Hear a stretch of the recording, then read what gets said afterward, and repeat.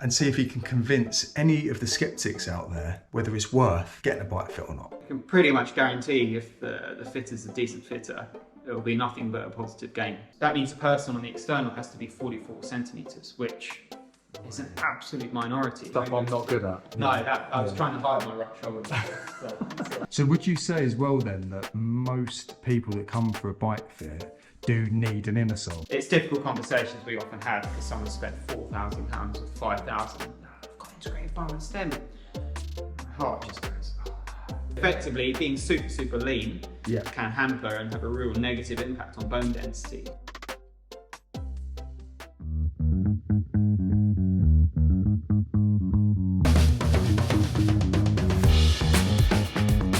Hi everyone, right, today, as usual in the UK, it's raining. That limits me somewhat because you know I'm a fair weather cyclist. Is it weird seeing me in my civvies, by the way? Pretty much always in a helmet and cycling gear. It must feel a bit strange to you, right?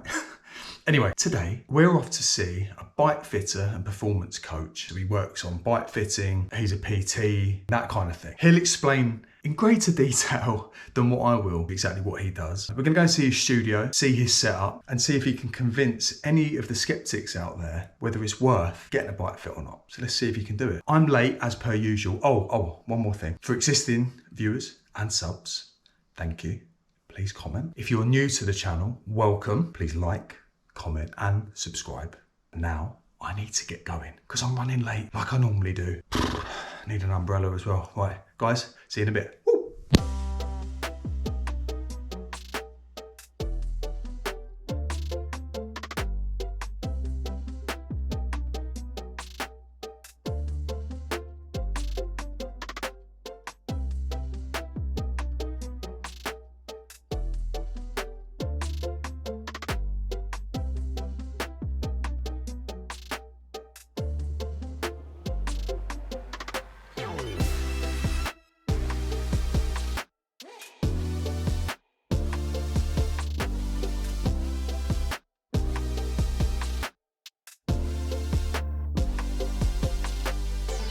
Here he is, the man, the myth, the legend, Chris. Hello. Right, so your company is Cycling performance. Cycling Performance. Tell us a little bit about yourself, Chris, and why you set up the studio. I'm not a big fan of talking about myself, but I'll give a brief summary. Not like me. Well, you know, some of us have to take the slack. So I used to race as a pro triathlete, degree was in sports rehab, gave up the aspirational dreams of being a pro, and then stumbled upon bike fitting and just loved it, and it made such a difference to my comfort on the bike and performance on the bike. It kind of all was all complementary in terms of like with the sports rehab understanding of anatomy and physiology. Enjoyed doing that, did it for big companies in Hampton Wick and in East Sheen, and then thought, why don't I set up myself? And then friends of mine had this space and the opportunity arose, so I grabbed it with both hands. You're based in Kingston upon Thames, right? That's it. And how long have you been based here now? Coming up 2 years. So tell us a little bit about what you do specifically as well. So we've got bike fitting. Indeed, yes. So bike fitting, setting up new bikes or existing bikes. And then I also run PT, or strength and conditioning, alongside that in the gym space. And I also do a bit of physiological testing, such as VO2 max and resting metabolic rate. And then also take all that information and kind of coach athletes online, so cyclists and triathletes via Training Peaks. What I want to know from you is, obviously there's a few skeptics out there regarding cost or whether it's worth it. How would you convince someone who's kind of on the fence a little bit? I can pretty much guarantee if the fitter's a decent fitter, it will be nothing but a positive gain. Because although I can understand it's a big outlay in terms of investment. Yeah. You starting at £200 for a fit process, and that's a lot. So you kind of want to be guaranteed that it's going to work for you, it's going to make a positive impact. Yeah. But I was kind of say, if you go and see a physio twice, right, or 3 times, that's going to set you back the same amount as if you went and saw a bike fitter. And so I think it's just a really, really good way to get an understanding of like what your limitations are, what your body needs, what bike styles kind of suit you as well, because aero bikes don't fit everyone. Same with endurance bikes, don't fit everyone. So if you're going to spend your money, and people are getting more and more into cycling, so they're spending bigger amounts, Yeah. You just want to be sure that that bike's going to fit you, or it's going to be adaptable to fit your posture, mobility, strength, and minimize the risk of getting injured.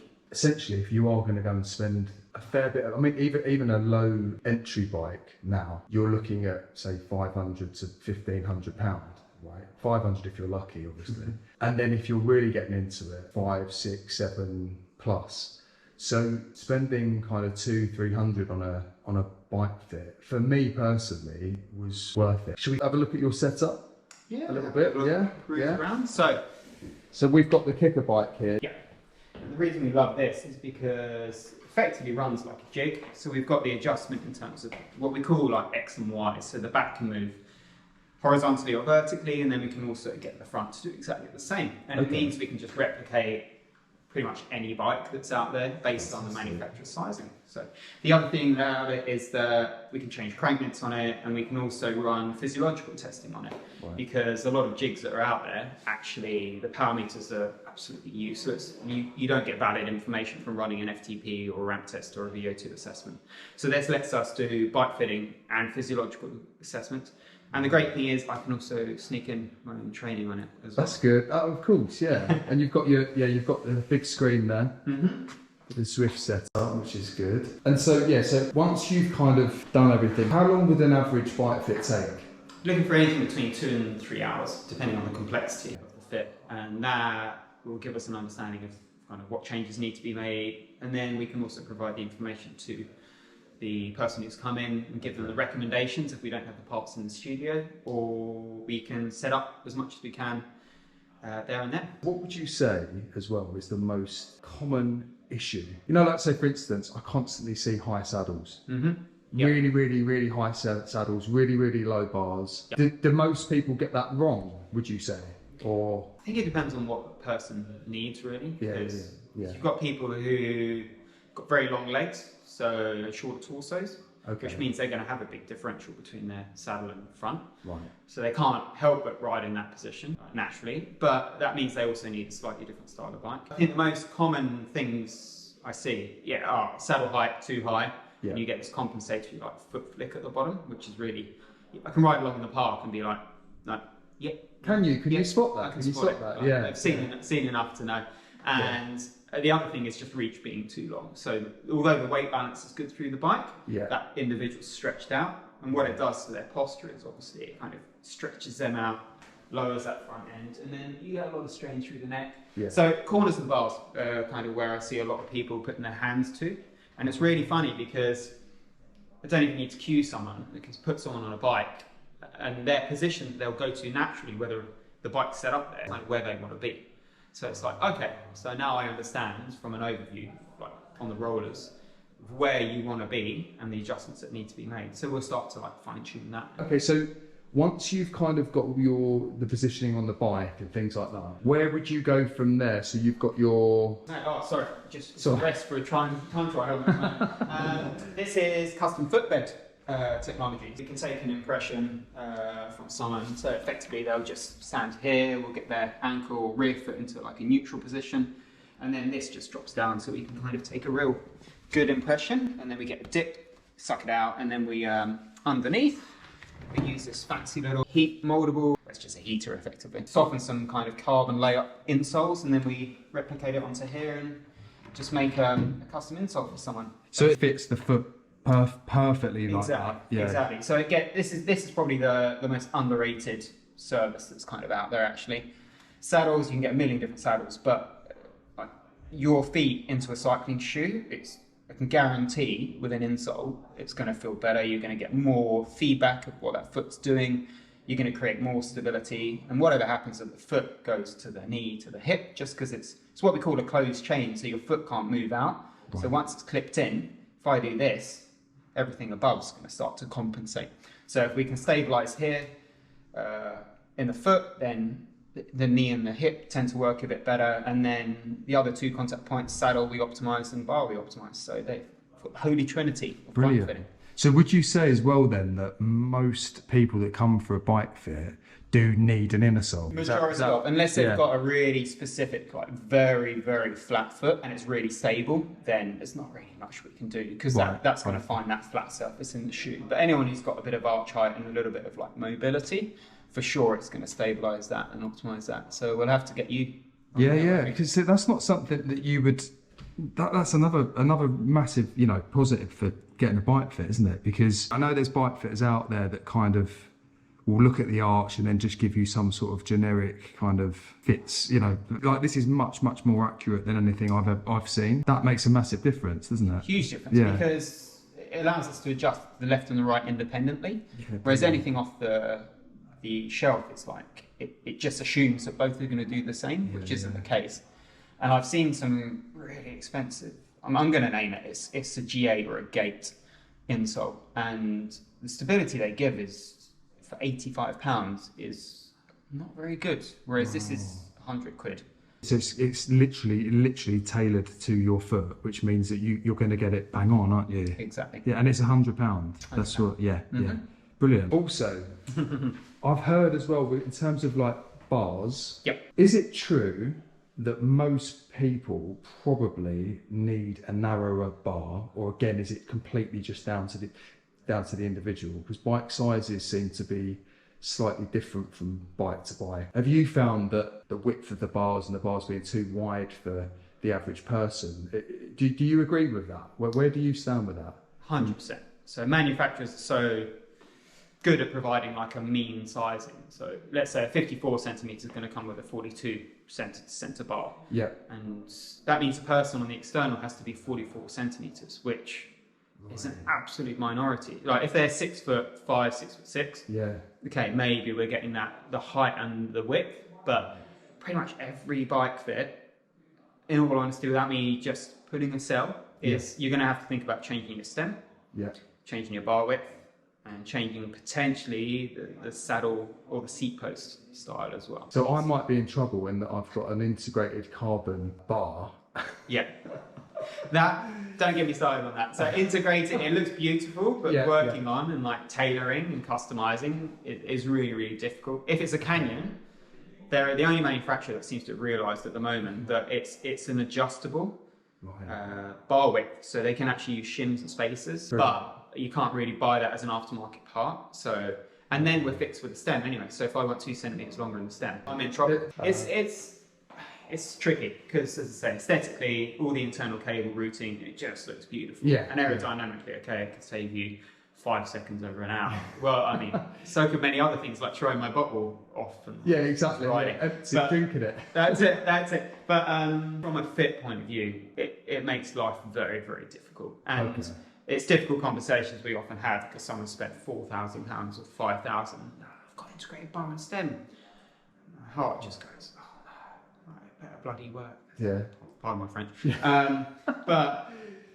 But otherwise, what we have to do is kind of start to tweak that balance via the rear end. So there's always things we can do. It might just mean that you end up in a slightly racier position due to the fixed nature of the bar. Right. Okay.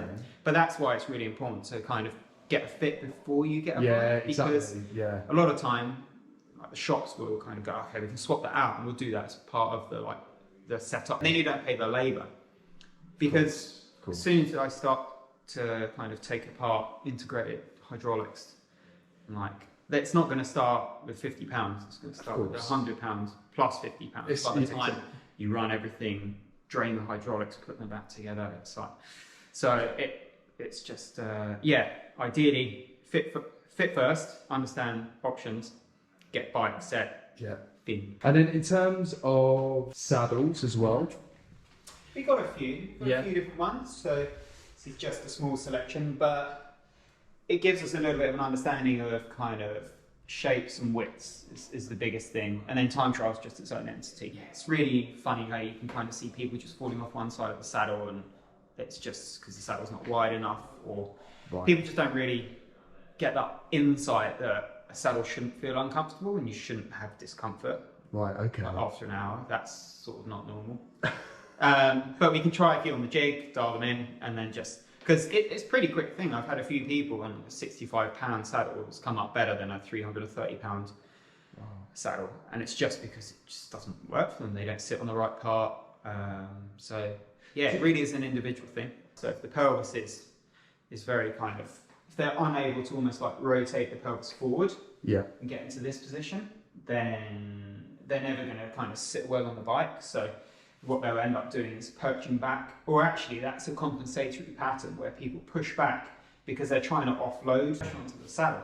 So it's almost like their arms will go to full lockout because they're trying to brace and lift the weight off the saddle. Right. Whereas actually, if that saddle was comfortable, they'd orientate, and then they'd use their back to almost pull them up. So the load off the arms comes off, so the neck and shoulders relax, and then the whole system is kind of more relaxed, and it's just the bike behaves better, and it's just more comfortable. Therefore, people generally go fast. If you ever go to a fit studio and they haven't got one of these, then you need to turn around and walk straight back out of the fit studio. Really, it's not going to be a proper fit. No. Because you have to do off-the-bike assessment to understand that each rider. Okay. Like their mobility, flexibility, and then we do some clinical assessments as well, which highlight some really interesting things like leg length differences and kind of limited hip mobility and stuff like this. So you do all of that via a massage table, basically? Yeah, okay, that's interesting. And functional stuff like squat tests and overhead reaches, and kind of even simple stuff like, you know, reaching behind the back. And, yeah, that's looking stuff I'm not good at. No, I was trying to hide my right shoulder.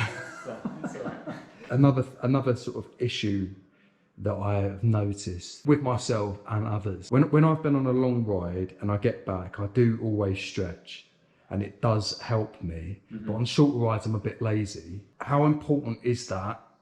And is it all to do with like injury prevention, that kind of thing? Or it's such a hard thing to kind of discuss, because they can't really tie some really good like research and studies with having a positive correlation of like preventing injury. Right. So, but kind of just from an understanding of physiology and anatomy, then it's like if a person's more elastic and more mobile, and they're going to spend time in a more optimal posture, then it aligns all the tissues and structures more evenly. Right.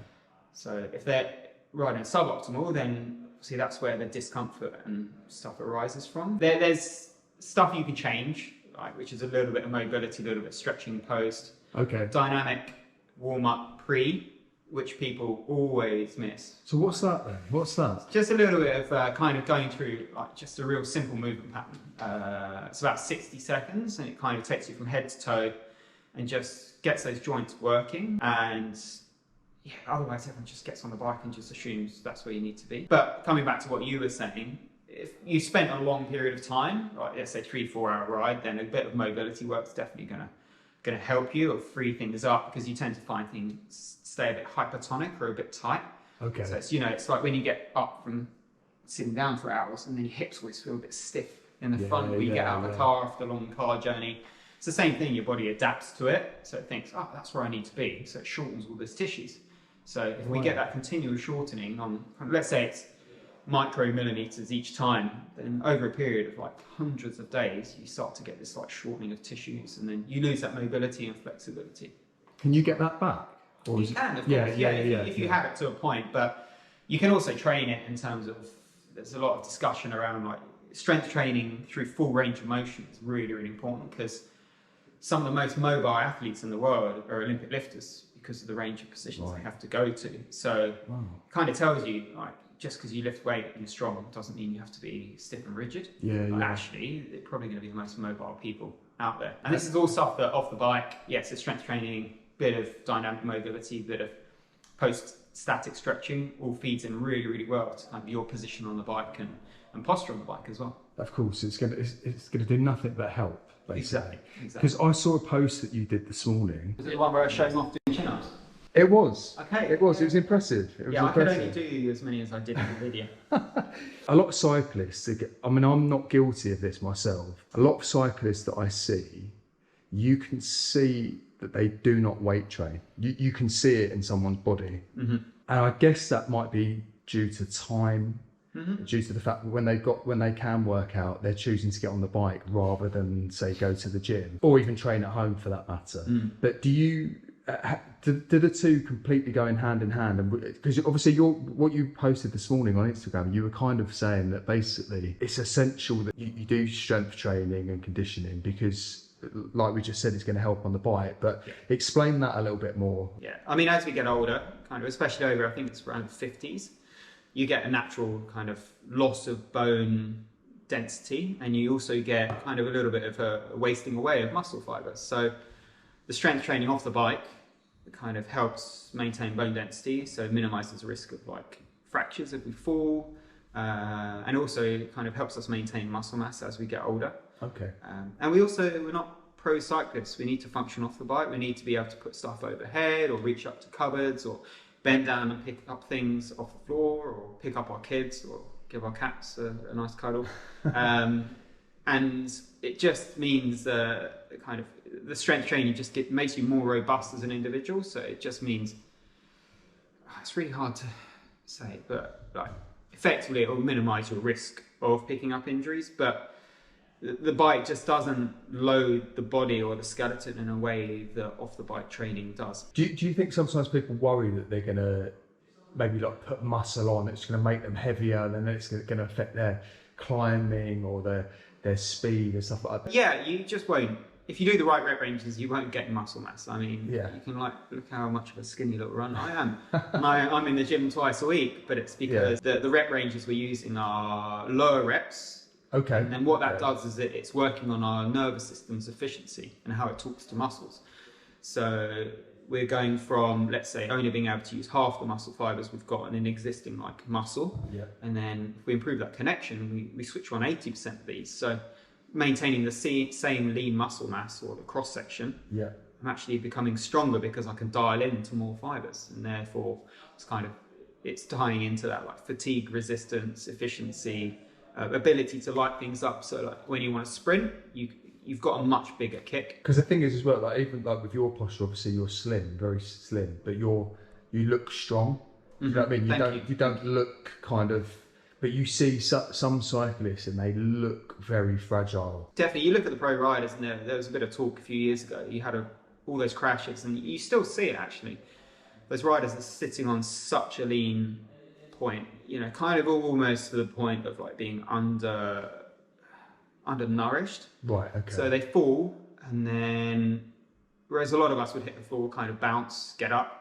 Those guys, you know, they're picking up hairline fractures of like hip joints, elbows, shoulders, just because they haven't got enough nourishment in their body. So that effectively being super lean can hamper and have a real negative impact on bone density. So makes why it's fragile. Exactly. Yeah. That's why it's even more important for those guys when they're sitting on the lean side to be in the gym, so that if they do fall, they get back up again and don't get into the broom wagon. So we've talked bike fits and why you should go for one.